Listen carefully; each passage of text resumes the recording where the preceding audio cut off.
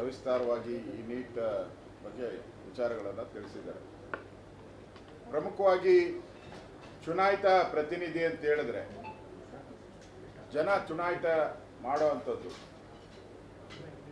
ಅಧಿವೇಶನದಲ್ಲಿ ಭಾಗವಹಿಸಿ ಅಧಿವೇಶನದಲ್ಲಿ ಸರ್ಕಾರ ಮಾಡೋ ತಪ್ಪುಗಳನ್ನು ಎತ್ತಿ ಹಿಡಿಯೋ ಕೆಲಸ, ಜನಗಳಿಗೆ ತಿಳಿಸುವಂಥ ಕೆಲಸ ಪ್ರತಿಯೊಬ್ಬ ಚುನಾಯಿತ ಪ್ರತಿನಿಧಿಯ ಕರ್ತವ್ಯ.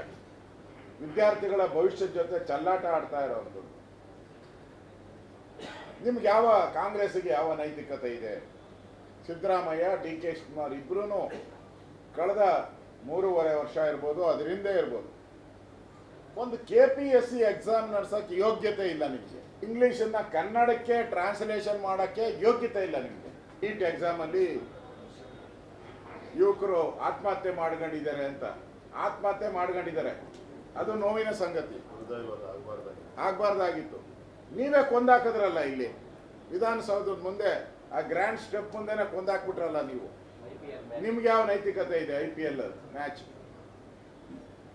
ಯಾವ ದೇಶದಿಂದ ಹಣ ಬರುತ್ತೆ, ಎಷ್ಟು ಹಣ ಕೊಟ್ಟಿದ್ದಾರೆ, ಯಾರ್ಯಾರು ಕೊಟ್ಟಿದ್ದಾರೆ, ಇದೆಲ್ಲ ಮುಂದಿನ ದಿನಗಳಲ್ಲಿ ಬಯಲು ಬಂದೇ ಬರ್ತದೆ. ಅವ್ರ ಡೈರೆಕ್ಷನ್ ಮೇಲೆ ತಾನೇ ನಮ್ಮನ್ನೆಲ್ಲ ಕರ್ಕೊಂಡೋಗಿದ್ರು. ಅವ್ರು ಸರಿ ಇಲ್ಲ ಅಂತ ಹೇಳಿದ್ರೆ ನೀವೇ ದುಡ್ಡು ತೊಗೊಂಡು ಹಾಕಿದ್ದೀರಲ್ಲ, ಅವ್ರನ್ನೆಲ್ಲ ಕಾಸು ತೊಗೊಂಡು ತಾನೇ ಅವ್ರನ್ನೆಲ್ಲ ಟ್ರಾನ್ಸ್ಫರ್ ಮಾಡಿರೋದು. ಕೇಳಿ, ಅವ್ರನ್ನ ಫ್ರೀಯಾಗಿ ಮಾಡಿಕೊಟ್ಟಿದ್ರೆ ಕೇಳಿ, ಕಾಸು ತಗೊಂಡಿದ್ರೆ ಸುಮ್ಮನೆ ಇದ್ಬಿಡಿ ಅಷ್ಟೇ. ಇಲ್ಲ ಸರ್, ಈಗ ಅವರೆಲ್ಲ BJP ಅವರು ಅಂತ ಹೇಳಿದ್ರೆ ಸಸ್ಪೆಂಡ್ ಮಾಡಿ. ನಾನೇ ಹೇಳ್ತಾ ಇದ್ದೀನಿ, 6 ವರ್ಷ ಸಸ್ಪೆಂಡ್. ಅವರೆಲ್ಲರೂ 6 ವರ್ಷ ಸಸ್ಪೆಂಡ್ ಮಾಡೋ ದಮ್ಮಿದೆಯಾ ನಿಮಗೆ?